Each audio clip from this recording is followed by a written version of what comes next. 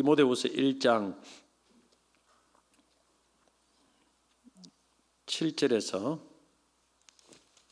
8절 말씀이 되겠습니다. 하나님이 우리에게 주신 것은 두려워하는 마음이 아니요 오직 능력과 사랑과 절제하는 마음이니 그러므로 너는 내가 우리 주를 정언한가 또는 주를 위하여 갇힌 자 된 나를 부끄러워하지 말고 오직 하나님의 능력을 따라 복음과 함께 고난을 받으라. 아멘. 복음과 함께 고난을 받으라 라는 제목으로 말씀을 전하겠습니다. 현대사회의 중요한 특징 중에 하나는 편리주의다라고 생각합니다. 요즘 사람들은 편하고 편리한 것을 너무 좋아합니다.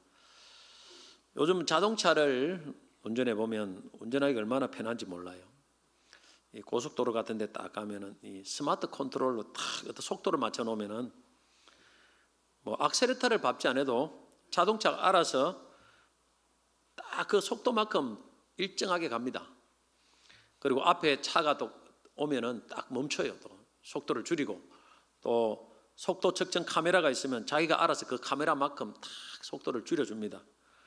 또 핸들도 딱 어떤 고정을 시켜 놓으면은 버튼을 눌러 놓으면은 차선을 벗어나지 않아요. 자기가 만들어. 안 잡고 있어도 자기가 막 운전을 해갑니다. 대신에 이제 안전을 위해서 살짝 잡고 있는 것뿐이죠.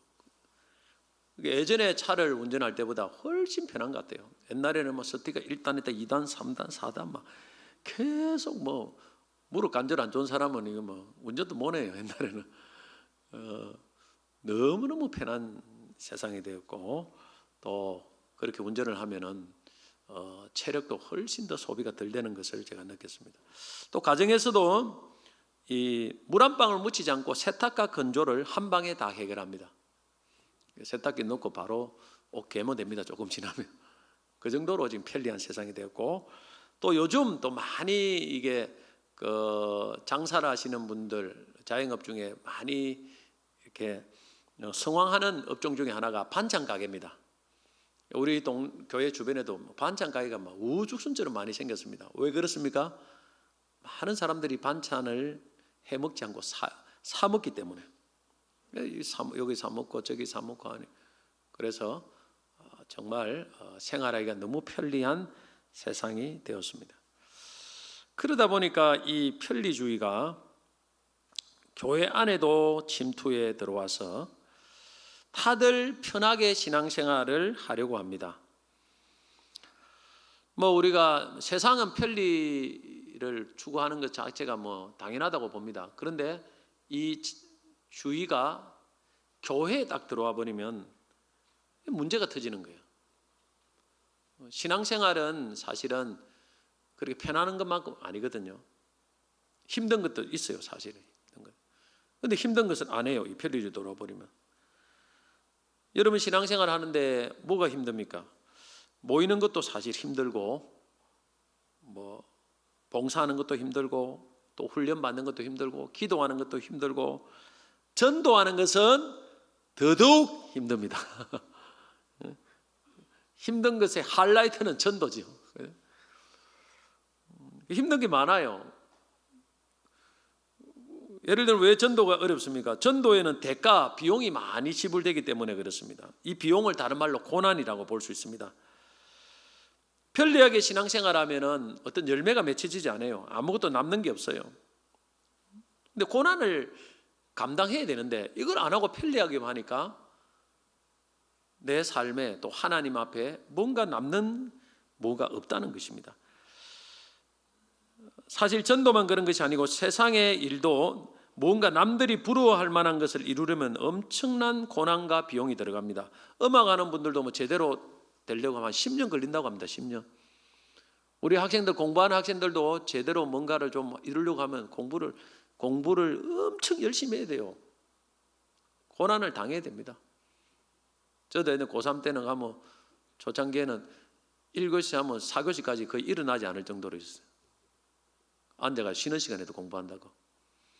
고난을 당해야 돼요. 그러지 않으면 뭔가 이루지를 못합니다. 쉽게 편하게 빠르게 무엇을 이루려는 유혹이 우리 모두에게 있습니다. 근데 이것이 참 얼마나 위험한지 알아야 됩니다. 예수님이 40일 금식 기도할 때 사단이 와서 예수를 유혹했습니다. 뭐라고 유혹했는지 압니까? 내게 절만하면 이 전부 세상을 너에게 주겠다. 얼마나 빠릅니까? 봐. 그냥 절만하면 다 준다는 거예요. 예수님이 뭐라 했습니까? 뭐라고 했습니까? 말씀으로 물리쳤죠. 말씀으로. 그 유혹이에요. 이런 유혹이 우리 가운데 있어요. 뭔가 빨리 편하게 뭔가를 이루려고 하는 그런 유혹이 우리에게 있습니다. 그런데 그러다 보면 안 돼요. 안 되면 핑계를 댑니다. 그런데 문제는 뭐냐면 정작 우리가 편하고 게으르게 살고자 하는 우리 자신에게 있다는 사실을 관가합니다.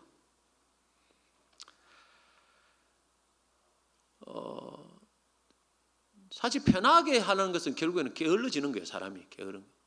근데 마태복음 25장 예수님이 말했습니다. 악하고 게으른 종아. 게으른 것은 악한 거예요. 죄입니다. 사실 큰 죄예요. 우리 성도들은 게으르게 살면 안 됩니다.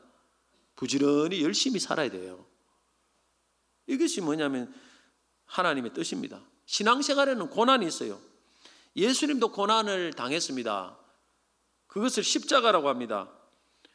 그래서 예수님이 십자가 고난이 없었다면, 그 고난 당하기 싫어서 예수님이 십자가 내려왔다면 오늘 우리의 구원은 없어요. 예수님이 고난을 당했기 때문에 오늘 우리에게도 구원이 임한 것입니다. 그래서 십자가 고난이 없는 부활도 없고 영광도 없어요. 기독교는 항상 부활과 영광 다음에 고난이 있다는 것을 알아야 됩니다. 우리가 고난은 생략하고 뭔가 부활과 영광만을 자꾸 추구하기 때문에 우리 신앙생활이 항상 꼬인다는 사실을 알아야 됩니다. 그래서 오늘 말씀에도 복음과 함께 고난을 받으라 말씀을 하고 있습니다. 디모데후서 1장 8절 같이 한번 읽어보겠습니다.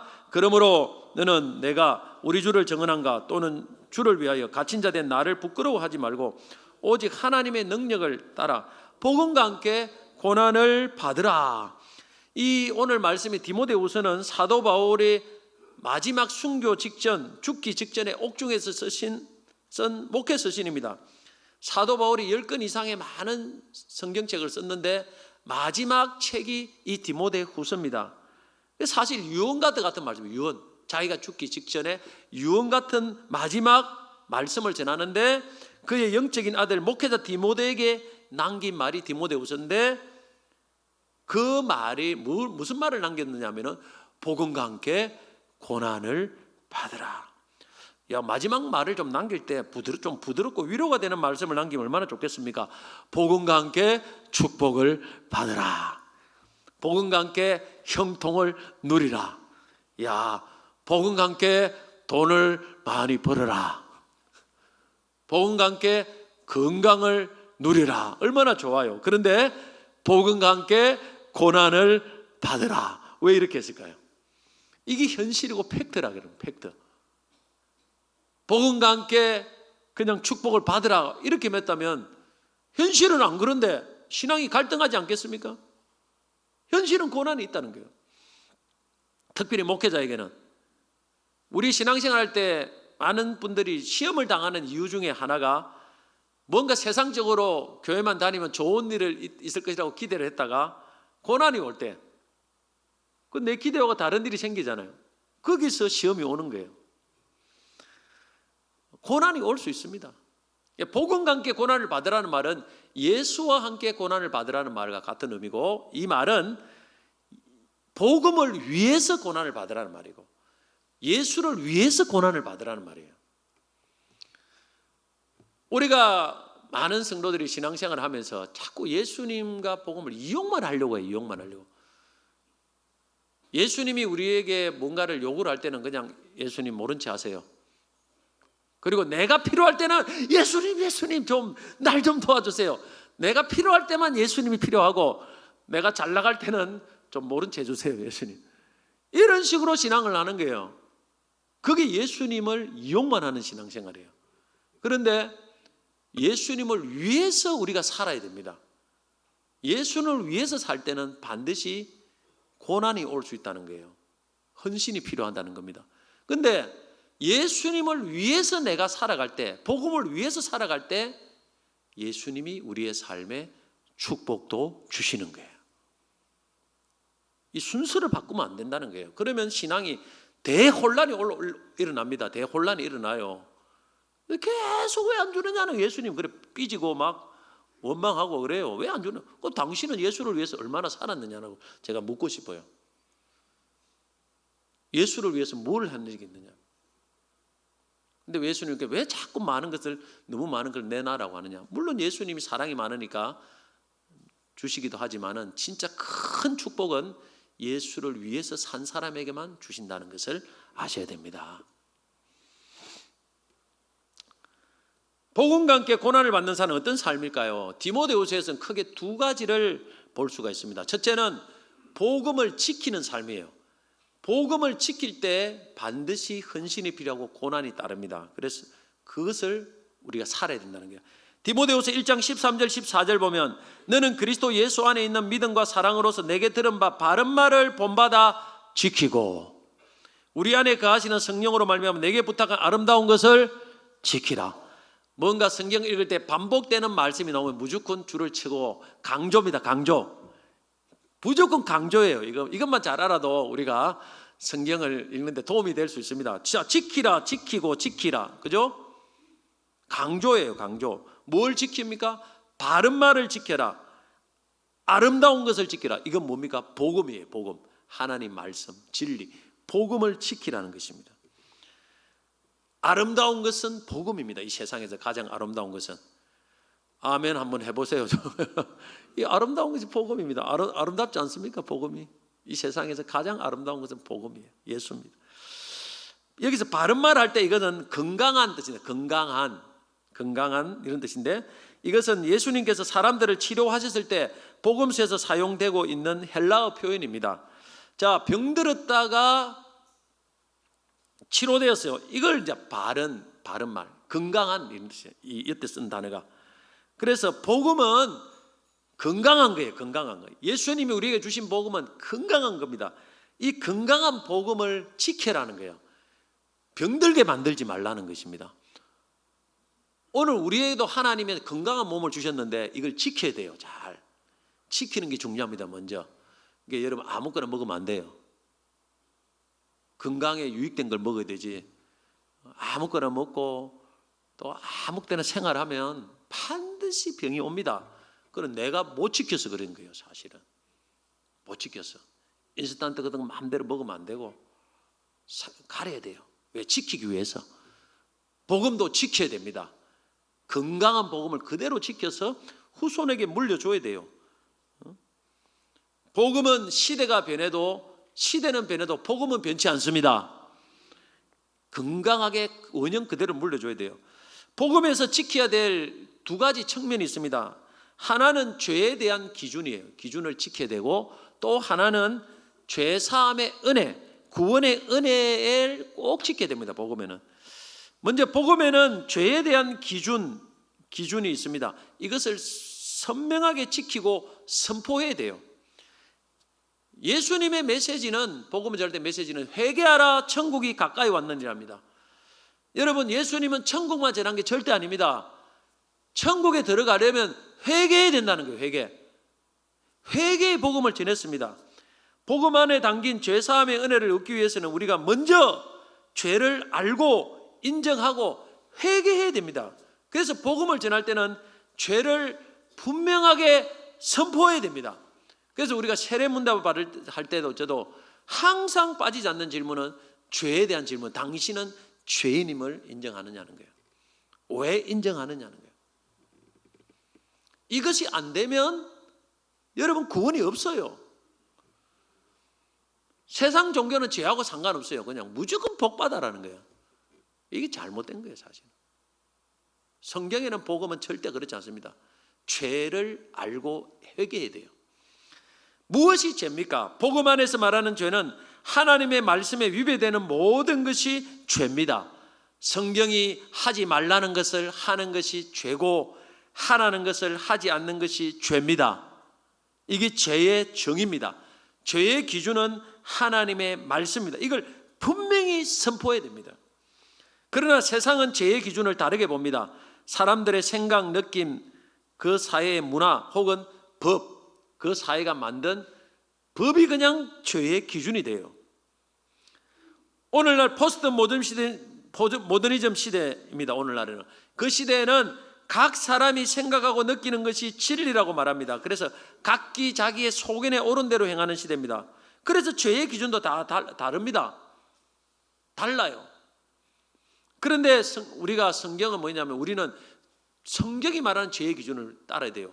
세상 법에서 내가 죄를 법에 따라서 내가 죄 안 짓으니까 내가 마음대로 법망을 피해서 내 마음대로 산다. 안 돼요. 우리 예수 믿는 사람들은. 우리 예수 믿는 사람들은 성경이 죄의 기준이에요. 법이 헐렁하게 만들어서 그렇게 하더라도 우리는 성경 따라 양심 따라 살아야 돼요. 안 그러면 세상에는 죄가 안 돼도 하나님은 우리를 죄라고 생각하고 심판한다 이 말입니다. 달라요. 예수 믿는 사람 다르게 살아야 됩니다. 세상은 그렇지 않아요. 그래서 세상은 권위를 업신여깁니다. 학교 가면 학생들이 교사들을 막 권위를 업신여겨요. 막 함부로 행동해도 말도 못해요. 교사들은 아무것도. 집에 가면 자녀들이 부모 권위를 업신여기고, 또 회사 가면 또 위에 상사 권위를 업신여기고, 교회도 목사님들 위에 막 권위를 업신여겨요. 지금 그게 당연하다는 거예요. 이 시대가 지금 이 시대가 어떤 시대인데 그렇게 하느냐는 게. 그런데 죄입니다. 그게.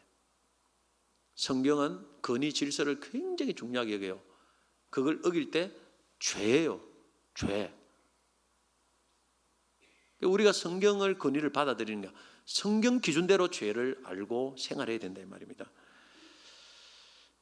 또한 세상은 내가 느끼고 끌리는 대로 자신의 성을 결정할 수 있다고 주장합니다. 남자가 여자가 되고 여자가 남자가 되기도 합니다. 동성애를 너무나 자연스럽게 여깁니다. 그런데 이것도 분명히 죄입니다. 로마서 1장 27절 보면 그와 같이 남자들도 순리대로 여자 쓰기를 버리고 서로 향하여 음욕이 부릴 듯하며 남자가 남자와 더불어 부끄러운 일을 행하여 그러들의 그릇 때문에 상당한 보응을 그들 자신이 받았느니라. 명백하게 성경은 동성애를 죄라고 규정합니다. 물론 우리가 죄인을 불쌍히 여기고 사랑해야 됩니다. 그런데 그것이 죄라는 것과 죄인을 사랑하고 불쌍히 여기는 것은 명백히 다릅니다. 죄는 죄예요. 죄는 죄라고 하고 죄인은 불쌍히 여겨야 되지. 죄를 죄라고 아닌 것은 복음을 위배하는 거예요. 그러면 그 사람이 죄를 못 깨달아요. 결국에는 죄를 못 깨달아요. 이 타락한 세상이 죄를 죄라고 말하면 세상법으로 그것을 처벌하려는 법을 만들고 있습니다. 그걸 이미 만든 나라도 많고요. 그 사람을 차별했다는 거예요. 근데 우리는 차별과 구별을 잘 분별해야 됩니다. 차별하자는 것이 아니고 구별하자는 거예요. 남자와 여자는 하나님이 구별되어 창조했지만 다른 성은 구별해서 창조한 적이 없습니다. 그래서 그걸 주장하는 것은 죄라고 말하는 것입니다. 지금 세상은 하나님 법보다 세상법이 더 우선이 되는 세상이 되어 세상법으로 하나님 법을 짓누르고 있습니다. 이것은 명백한 신성모독이고 하나님을 대적하는 행위고 하나님의 창조 질서와 하나님의 왕권을 모독하는 행위입니다. 그런 사회가 되면 하나님이 소돔과 고모라처럼 엄청난 진노를 내립니다. 그 나라는 결국에는 망하게 돼 있어요. 아무리 큰 나라도 하나님이 결국엔 그 나라는 망하게 만듭니다. 멸망시키는 거예요. 그게 역사입니다. 미국 연합 감리교가 있는데 금년봄 샬럿에서 총회를 열고 동성애자 목사 안수를 허용했습니다. 동성애자인데도 목사 안수를 허용하는 거예요. 미국 연합 감리교회가. 동성애가 죄인데도 불구하고 이 죄를 해결하지도 않는데 목사 안수를 준다는 거예요. 이 말이 됩니까? 미국 장로교 PCUSA도 공식적인 동성애자 목사 안수 및 동성결혼을 허용했습니다. 장로교가 PCUSA.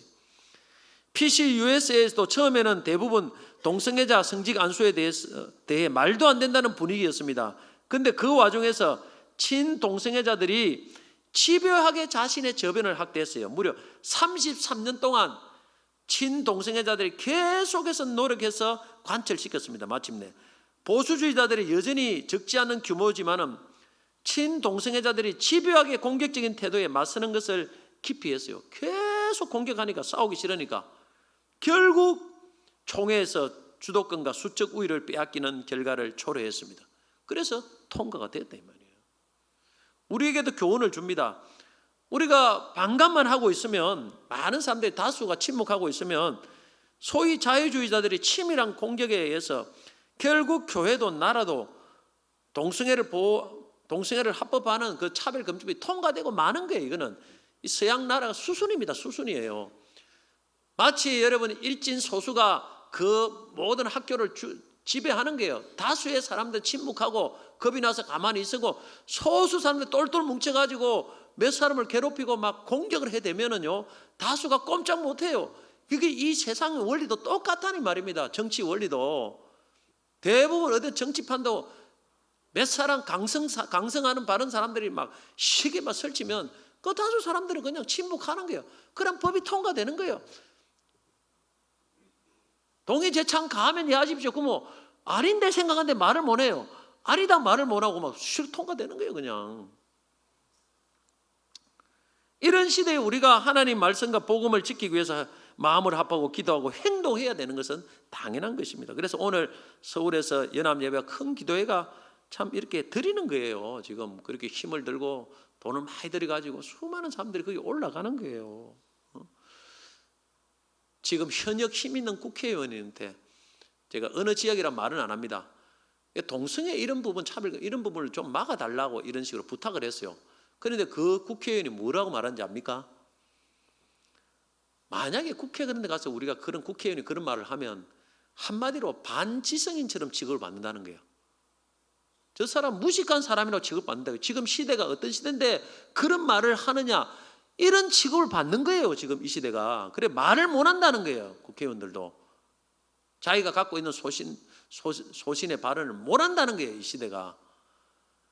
그래서 그 하는 말이 지역에서 들고 일어나야 된다는 거예요. 그 사람들이 교회에서 말을 해야 된다는 거예요. 그러면 가만히 있으면 안 되고 자꾸 들으려면 자기들이 우리 유권자들이 이렇게 하는데 안 된다, 이렇게 해서 말을 할 수 있다는 거예요.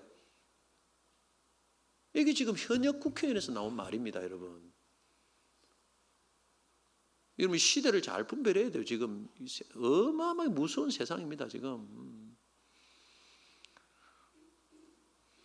그래서 우리는 세상의 도전에 맞서서 이 복음과 진리를 지켜야 됩니다. 할렐루야. 죄의 기준을, 죄라는 것을 죄로 선포해야 돼요. 그래야 그걸 듣고 회개할 사람은 회개하고 구원을 받을 거 아닙니까? 죄를 모르는데 어떻게 구원을 받겠습니까? 교회에서도 죄를 죄라고 정확하게 이야기해 줘야 돼요. 지키고 안 지키면 자기가 알아서 하는 거고, 말을 안 주고 얼버무리면 구원을 못 받아요. 죄를 회개해야 천국 가는데. 둘째는 복음에서 지켜야 될 또 중요한 두 번째는 죄사함과 구원의 은혜를 지켜야 됩니다. 이 진리를 지켜야 돼요. 복음에서 가장 중요한 것은 예수를 믿을 때 우리가 구원을 받는 은혜입니다. 할렐루야. 이 가장 중요하죠. 이 기독교 진리에서 가장 중요한 진리입니다. 에베소서 2장 8절에서 9절 말씀해 보면 너희가 그 은혜에 인하여 믿음으로 말미암아 구원을 받았으니, 구원을 얻었나니 이것은 너희에게서 난 것이 아니요 오직 하나님의 선물이라. 그러므로 행위에서 난 것이 아니요 누구든지 자랑하지 못하게 합니다. 이렇게 분명히 말씀합니다. 그러니까 예수를 믿음으로 우리가 구원을 받았다, 구원의 선물을 받았다는 것입니다. 이게 기독교에서 제일 중요한 진리인데 수많은 이단들이 이 진리를, 복음의 진리를 무너뜨리려고 합니다. 초대교회에서 대표적으로 갈라디아 교회가 있었는데 그 교회에는 이단들이 침투했습니다. 거짓 교사들이. 그래서 뭘 가르치느냐면은 예수를 믿는 것으로만 구원 못 받는다, 율법을 지키고 특별히 할례를 행해 구원을 받는다, 이래가지고 그 교회가 쑥대밭이 된 거예요. 혼란이 생겨가지고. 그래서 사도 바울이 놔둬서는 안 되겠다 싶어서 오직 예수를 믿음으로만 구원을 받는다, 다른 거는 아니다, 이렇게 말하는 자는 저주를 받아야 된다, 그렇게 하면서 쓴 서신이 갈라디아서입니다. 갈라디아서. 오늘날에도 예수 믿는 것 외에 다른 인간의 공로가 있어야 구원을 받을 수 있다고 주장하는 이단들이 많이 있습니다. WCC 같은 곳은 예수를 믿으나 다른 예수를 믿어도 구원받고 다른 종교를 믿어도 구원받는다는 이런 종교다원주의를 주장합니다. 이게 다 이단이에요, 사실. 이 복음을 지켜야 됩니다, 여러분. 오늘은 종교개혁주일입니다, 사실은. 그래서 이날에 우리가 서울에 가서 나중에 예배를 드리는데, 종교개혁이라는 것은 과거 로마 카톨릭의 부패된 잘못된 이 교리에서 말씀에서 우리가 다시 개혁을 하는 그런 날을 기념하는 거예요, 사실은. 과거 중세 로마 카톨릭은 금전이나 재물을 바친 사람에게 죄가 사면되었음을 증명하기 위해 교황의 이름으로 면죄부를 발행했습니다. 예수 그리스도 믿음으로 우리가 죄를 사함받는데 교황이 면죄부를, 네가 죄 사함받았다니 면죄부를 발행했어요. 이게 문제죠, 엄청나게. 면죄부가 생긴 것은 11세기 십자군 전쟁 때입니다. 교황 우르바노 2세가 기독교 성지 탈환을 목적으로 십자군 전쟁을 일으켰어요. 그 십자군 전쟁을 일으키려고 하면 십자군에 참가하는 군사가 있어야 되는데, 그래서 십자군 참전을 독려하기 위해서 십자군에 참여하여 전사하거나 돌아오는 사람에게는 죄의 벌을 면제해 주겠다고 공포했어요. 이래가지고 된 것이 바로 면죄부가 생긴 겁니다. 그리고 십자군 전쟁을 하다 보니까 막대한 전쟁 비용이 들어가니까 다시 교황이 어떻게 말했느냐면, 전쟁에 설령 참여하지 않아도 전쟁에 필요한 돈을 내고 기부금을 내는 사람은 동일하게 죄의 벌을 면제해 주겠다. 이렇게 또 면죄부를 주는 거예요. 이러니까 귀족들이 다시 돈을 내기 시작했어요. 왜? 죄를 용서받기 위해서. 인간의 가장 큰 본성은 죄를 용서받고 천국 가는 거 아니겠습니까? 이슬람에도 보면요, 이슬람은 완전 거짓교리인데 순교하는 거예요. 사람들 죽이고 순교하면 천국 간다는 거예요. 그러니까 그 사람들 겁을 안 내고 막 하는 게 순교를. 인간의 가장 원초적인 이 욕망을 자극한 거예요. 돈을 내죠. 그 후에 교황 갈릭투스는 천국에 들어가기 전에 죽은 영혼이 머무는 곳인 연옥이 있다고 합니다. 천주교의 교리에는. 로마 가톨릭 교리, 연옥. 우리 기독교는 이 잘못된 교리예요. 연옥에 죽으면 연옥에 가는데 그 연옥에 있는 영혼들도 면죄부를 받으면 구원이 가능하다. 그래 천국 간다는 거예요. 그래서 면죄부를 또 판매를 합니다. 부모님이 죽었는데 전옥했는데 천국 올라가야 되는데 돈 내면 여러분 천국 간다는데 돈 안 내겠습니까? 당연히 내죠, 유족들이. 그래가 판매하기 시작한 거예요. 그리고 1500년도 들어서면서 교황 율리우스 2세가 즉위하자마자 성 베드로 대성당을 건축합니다. 어마어마한 성당을 건축해요. 그러나 여기 건축하려니까 건축 자금이 엄청 필요하지 않습니까? 그래서 다시 교황이 희년 면죄부를 선포하고 면죄부를 판매했어요. 죄 용서할 때니까 빨리 건축금 내라는 거예요. 그래서 이걸 가지고 성전 건축에 사용했습니다. 그 후 요한 테첼이라는 신부가 이렇게 설교를 합니다. 여러분이 사랑하는 죽은 친척들과 친구들이 여러분을 향해 애원하며 부르짖는 소리에 귀를 기울이시기 바랍니다. 동전이 여러분의 부모들을 구해낼 수 있습니다. 동전이 개 속에 떨어지는 소리와 함께 그들의 영혼이 연옥에서부터 벗어나게 됩니다. 그렇게 했어요. 신부가 이렇게 설교를 했어요. 그러니까 돈만 내면 교회 계좌로 띵동하고 들어오면 당신 부모가 연옥에 있다가 천국 간다. 돈 내라 이 말이에요. 면죄부가 있다. 여러분, 우리의 죄를 면제할 수 있는 유일한 길은 예수 그리스도의 피를 믿는 길밖에 없습니다. 할렐루야. 오늘날에도 우리가 뭐 건축한다고 해가지고 돈 뜯어내기 위해서 이상한 교리를 퍼뜨리면 안 돼요. 이상한 걸 이야기를 하면 안 됩니다. 이거 다 거짓말이에요. 그냥 감사함으로 하는 거예요. 사랑으로 해야 되지. 이런 상황에서 그 당시 신부 사제 아니면 루터가 가만히 보니까 세상 그 당시 사람들은 성경을 잘 갖고 있지 않았어요. 그래서 다 쏘가 넘어가는 거예요. 몇 사람 이 사제들에 의해서. 그러니까 루터는 자기가 지성인이고 엄청 당대에 뛰어난 사람입니다. 지성인이고. 그래서 성경을 가만히 보니까 전부 엉터리야. 그 당시 로마 가톨릭 가르치는 교리가. 그래서 루터가 이걸 알고 깨닫고 오직 성경, 오직 믿음, 오직 은혜를 외치면서 종교개혁을 시작한 거예요. 95개조 반박문을 딱 붙이고, 그래서 구원은 오직 예수를 믿음으로만 받을 수 있다. 이래가 시작돼 가지고 개신교가 탄생한 겁니다. 그 개신교는 프로테스탄트예요. 어마어마한 핍박을 받았지만은 결국에는 그 잘못된 교리로부터 벗어나서 믿음으로 구원받는 길이 열렸어요. 할렐루야.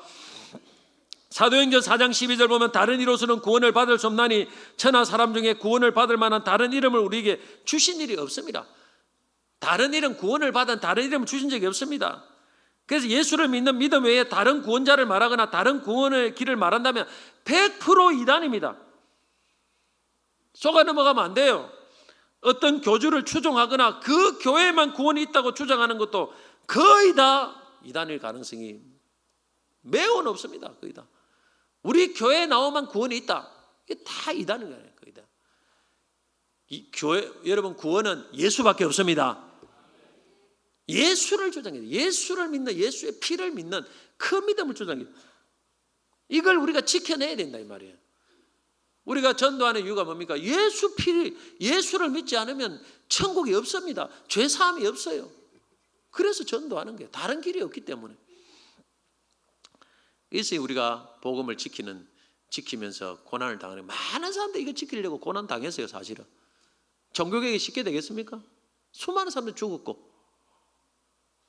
그래 지켜내야 된다 말입니다. 둘째는 우리가 복음을 전파하면서 복음과 함께 고난을 당해야 됩니다. 여러분, 복음을 전하지 않으면 뭐 고난 당할 필요가 없어요. 입으로 전파하면 고난이 옵니다. 구약의 선지자들도 가만히 있으면 왜 고난 당했습니까? 입으로 너희가 왕의 잘못을 지적하고 잘못되었다, 정치 잘못되었다 지적을 한 거예요. 사실은 다. 그러니까 고난 당하고 죽고 한 거예요. 정치인들이 고난을 주었죠. 세례 요한도 헤롯 대왕의 도덕적이고 윤리적인 잘못을 지적해가지고 목이 날아갔어요. 헤롯 대왕 순교를 했죠. 세례 요한도. 예수님 제자들도 입으로 복음 전파하다가 거의 대부분 순교하고 고난 당했습니다. 이 고난은 값진 고난이죠. 입을 안 열면 고난 당할 필요가 아무도 없어요. 남의 일에 간섭도 안 하는데. 근데 남의 일에 복음으로서 복음을 전가하면요 고난이 오게 되어 있습니다. 그래서 사도 바울은 디모데후서 자기의 가장 마지막 서신에서 또 가장 마지막 당부의 말이 뭔지 압니까? 이 디모데후서 중에서도 가장 마지막에 당부의 말이 복음을 전파하라 말입니다. 디모데후서 4장 1절 2절 같이 읽어보겠습니다. 하나님 앞과 살아있는 자와 죽은 자를 심판하실 그리스도 예수 앞에서 그가 나타나실 것과 그의 나라를 두고 엄히 명하노니 너는 말씀을 전파하라. 때를 얻든지 못든지 항상 힘쓰라. 범사에 오래 참음과 가르침으로 경책하며 경계하며 권하라. 그냥 전하라가 아니고 심판하실 그리스도 앞에서 엄히 명한다. 이 무슨 말입니까? 말씀 안 전하면 나중에 그리스도가 심판한다는 거예요. 예수님. 여러분, 전도 안 하는 것은 죄입니다. 우리 성도들이 전도 안 하는 죄예요. 주님이 반드시 심판할 줄 알아야 합니다. 이게 뭐 내 말이 아니에요. 성경에 기록되어 있습니다. 말씀을 전파하되 때를 얻든지 모르든지 항상 힘써라. 어떤 상황에도 말씀을 전파하라는 것입니다. 사도 바울의 맨 마지막 유언과 같은 말씀에도 맨 마지막에 그 중에 또 마지막이 말씀을 전파하라. 예수님도 성천하시기 전에 제일 마지막에 하신 말씀이 온천에 다니며 만민에게 복음을 전파하라. 뭐 말합니까? 이게 너무너무 중요한 말씀이라는 거예요. 우리는 쉬지 말고 기도하라 이 말을 잘 압니다. 그리고 시편 1편에 복 있는 사람은 하나님의 말씀을 주야로 묵상하고 주야로 묵상한다. 그래서 우리가 성경을 하다가 하루에 조금 더 읽지 않고 기도를 하루도 한 번 잠시 1분도 안 하면 마음에 가책이 있어요. 야, 내가 오늘 하루 잘못 살았구나. 죄책감이 듭니다. 그런데 전도에 대해서만, 말씀을 전하는 데에서는 너무너무 간대해요. 1년 동안 전도도 안 하고 10년 동안 전도도 안 하고 부담이 하나도 없어요. 죄책감이 없어요. 근데 이런 느낌은 여러분 성령이 주시는 느낌이라고 볼 수가 없습니다. 진짜 성령에 민감한 사람은 내가 전도할 그 상황에서 전도를 안 하면 마음에 다 가책이 돼요. 압박감을 받습니다. 니 뭐 했노? 성령께서 그렇게 하는 거예요. 우리는 내가 느끼는 대로 살지 말고 성경이 말하는 대로 느끼고 생각해야 됩니다. 이것이 성령의 사람입니다. 복음을 지키는 것도 중요합니다. 그러나 지키기만 하고 전파하지 않으면 하나님 나라가 이 땅에 이루어지지 않습니다. 예수님은 하나님 나라가 이 땅에 이루어지기를 기도하라고 했는데, 그렇게 하려면 복음이 반드시 입을 통해 전파되고 안 믿는 사람들이 예수를 믿어야 하나님 나라가 계속 확장됩니다. 하나님의 소원은 이 세상 모든 사람들이 구원을 받는 것입니다. 디모데전서 2장 4절 보면 하나님은 모든 사람이 구원을 받으며 진리를 아는 데 이르기를 원하시느니라. 분명히 나와 있죠. 예수님이 하나님의 가장 큰 기쁨은 영혼 구원입니다. 이거는 명백한 증거예요. 누가복음 15장 7절에 보면 내가 너희에게 이르노니 이와 같이 죄인 한 사람이 회개하면 하늘에서는 회개할 것 없는 의인 99으로 말미암아 기뻐하는 것보다 더하리라. 이거 더 말을 하면 안 돼요. 이거는 너무나 명백한 말씀이니까. 예수님이 이 낮고 낮은 땅에 와서 하나님의 아들이심에도 불구하고 왜 십자가에서 모욕을 당하고 고통을 당하게 죽었습니까? 그 유일한 이유는 영혼 구원입니다. 여러분들을 부자로 만들기 위해서 예수님 죽은 건 아니에요. 영혼 구원입니다. 우리를 천국으로 인도하기 위해서, 죄 사함을 주기 위해서 한 거예요. 저는 주님 앞에 서면 주님께서 반드시 우리에게 물으실 것이, 평가하실 것이, 평가할 것 중에 딱 하나가 있는데, 그 중에 여러 가지 평가하겠지만 그 중에 반드시 평가할 것이 하나가 있는데, 그것이 뭐냐 하면은 너는 이 땅에 신앙생활 하는 동안 얼마나 전도하고 영혼 구원에 힘을 다했느냐. 저는 이것을 주님이 반드시 묻습니다. 여러분, 달란트 잔치에도 비유했어요. 그냥 묻어놓고 있으면 안 돼요. 가만히 있으면 안 됩니다. 열어야 돼요. 입을 열어야 됩니다. 요한복음 9장 4절 보면 때가 아직 낮으면 나를 보내신 이의 일을 우리가 하여야 하리리. 밤이 오리니 그때는 아무도 일할 수 없느니라 했습니다. 우리가 항상 전도할 수 있는 기회가 주어지잖아요. 주의 일을 할 수 있는 기회가 주어지지 않았어요. 예수님은 나면서 소경된 사람을 고치면서 이 말을 했습니다. 때가 아직 낮으면, 무슨 말이냐면 아직도 내가 하나님의 일을 할 수 있는 기회가 주어질 때, 그때 내가 주의 일을, 나를 보내신 이의 일을 하여야 하리니, 내 일을 하는 게 아니에요. 나를 보내신 이의 일을 하여야 하리니, 하나님이 주신 사명을 내가 감당해야 되리니, 우리는 기회가 주어지면 내 육신의 기회로 삼고 놀러 다니고 좋은 거 먹고 쉬고 즐기고 이렇게만 사는데, 예수님은 그렇게 살지 않았어요. 나를 보내신 이의 일을 내가 하여 하리니, 아직 기회가 있을 때, 밤이 온다는 게 기회가 없어진다는 게, 그때는 일할 수 없는 때가 온다. 예수님은 항상 그것을 염두에 두면서 하나님의 일을 하셨습니다. 얼마 전에 우리 노예에서 목사님 한 분이 돌아가셨는데 53년생이니까 우리나라가 71살, 72살밖에 안 돼요. 근데 이분이 돌아가는데 충격이에요, 많은 분들이. 왜냐하면 이분은 어느 목사님보다, 그 나이 또래 어느 목사님보다 건강이기 때문에 그래요. 정말 청년처럼 보여요. 청년처럼. 얼굴도 빛이 나고 막 좀 키도 크고 덩치도 막 식사도 잘하시고 막 유쾌하고. 그래서 이분은 대부분 사람들이 야, 오랫동안 건강하실 것이라 이리 다 생각했어요. 근데 은퇴하고 나서 얼마 안 있어가지고 팍 암이 걸려가지고 그냥 얼마 못 견디고 그냥 갑자기 돌아가신 거예요. 그래서 사람들이 충격을 받았죠. 여러분, 하나님의 때가 있습니다.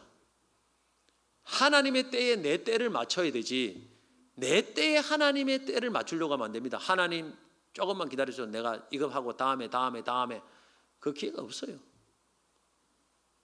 그 목사님도 뭐 아직 은퇴하고 나면 뭐 계획을 잡고 했는데 그 아무것도 이루어지지 않아요.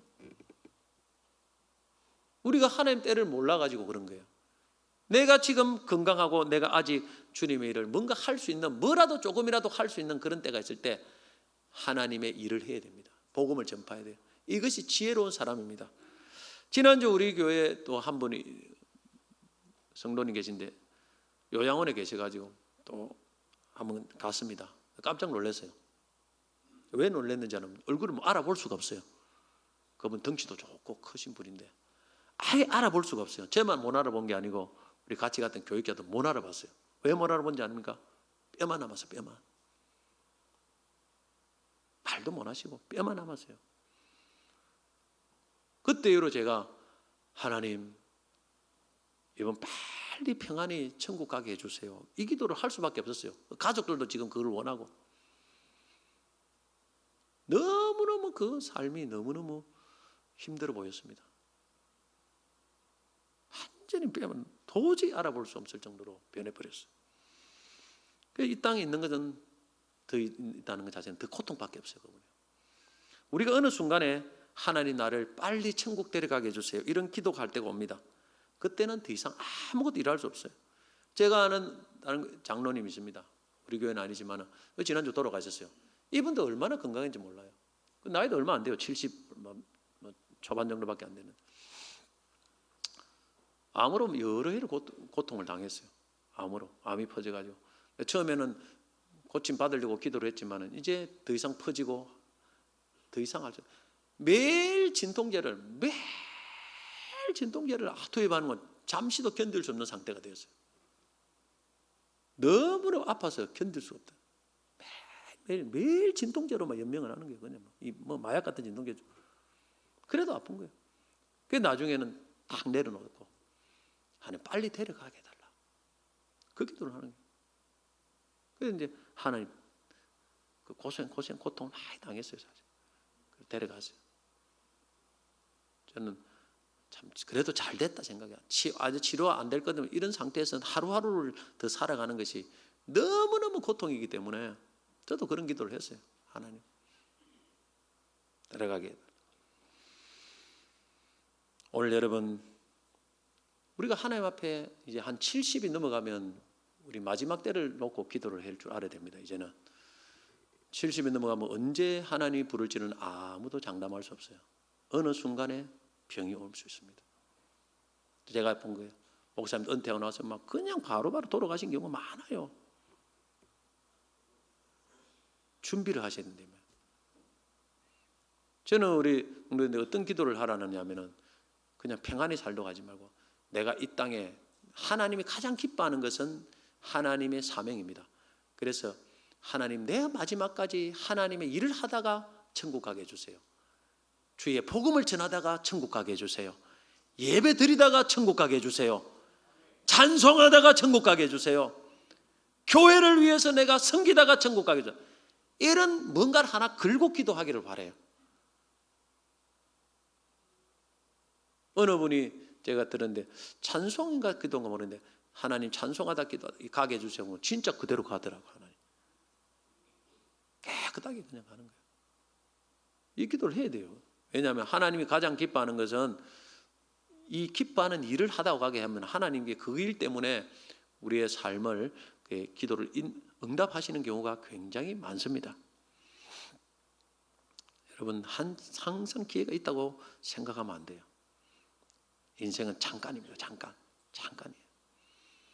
그래서 아직 뭔가를 내가 주를 위해서 할 수 있는 뭔가 조금이라도 힘이 있고 기도할 힘이 있고 내가 물질로 섬길 수 있는 힘이 있을 때 최선을 다해서 주님의 맡겨준 일을 감당하시기를 축복합니다. 그것이 지혜로운 사람이에요. 지혜로운 사람. 나중에 후회해봐야 뭔 소용이 있어요? 아무 소용이 없어요. 아무 소용이 없습니다. 이 복음을 지키면서 복음을 전파하면서 복음관계 고난을 받으려면 그냥 안 됩니다. 첫째는 우리의 마음을 다스려야 돼요. 마음이 중요합니다. 그래서 두려워하는 마음을 없애고 능력과 사랑과 절제하는 마음을 가져야 됩니다. 디모데후서 1장 7절 보면 하나님 우리에게 주신 것은 두려워하는 마음이 아니고 오직 능력과 사랑과 절제하는 마음이다 했습니다. 우리가 복음 전파하고 막 복음 지키기 고난을 당하려고 하면 사실 마음이 약해지잖아요. 두려움이 있지 않습니까? 그럼 아무것도 못 해요. 그 두려운 마음을 없애야 됩니다. 오늘 말씀에 두려워하는 것은 하나님 주신 마음이 아니다. 마귀가 주는 것, 우리 육신의 본성에서 나온 마음이다.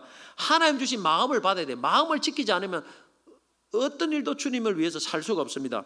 하나님 주신 마음은 능력이다. 능력은 주님이 나와 함께하면 내가 할 수 있다는 말이에요.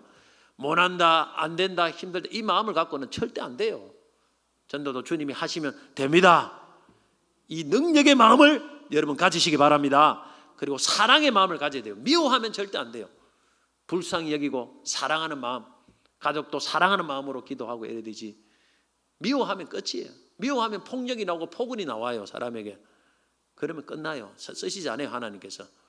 그리고 절제하는 마음, 이 절제라는 걸 마음을 절제하는 겁니다. 어떤 환경이나 대적으로부터 두려워하지 않고 마음을 다스리는 거예요.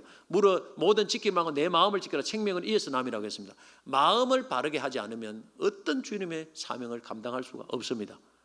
두려움도 없애고 염려도 없애고 사랑과 담대한 믿음을 가지시기 바랍니다. 둘째는 하나님의 능력을 받아야 돼요. 그래야 복음과 고난 받을 수 있습니다. 디모데후서 1장 8절 뒷부분에 보면 오직 하나님의 능력을 따라 복음과 고난을 받으라.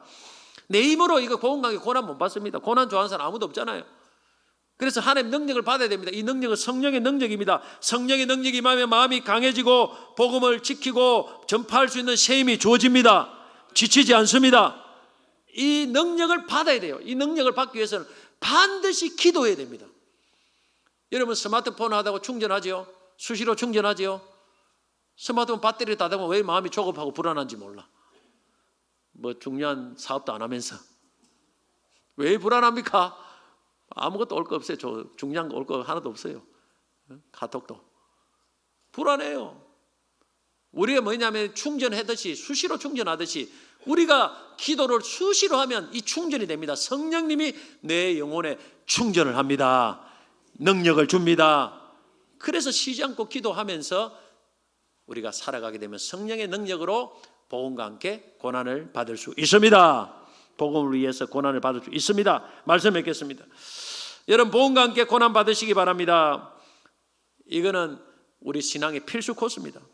이게 복음과 함께 고난 받으면 부활이 있고 영광이 나타납니다. 복음을 지키면서 또 우리가 고난 받아야 됩니다. 죄의 기준을 죄를 담대히 선포하고 여러분 성경 기준으로 죄를 말해야 됩니다. 그리고 오직 예수를 믿는 구원의 은혜만을 지켜야 됩니다. 이것을 이단과 모든 세상의 풍조로 지켜내야 되고 그 다음에 복음을 전파해야 됩니다. 항상 힘써야 됩니다. 마음의 두려움 없이 담대하게 성령 능력받아 전파해야 됩니다. 다음 주에는 행복 나눔 축제입니다. 사실 여러분 하나님 앞에 내가 가족들을 위해서 내가 알고 있는 지인들을 꼭 초청하셔야 돼요. 담대하게.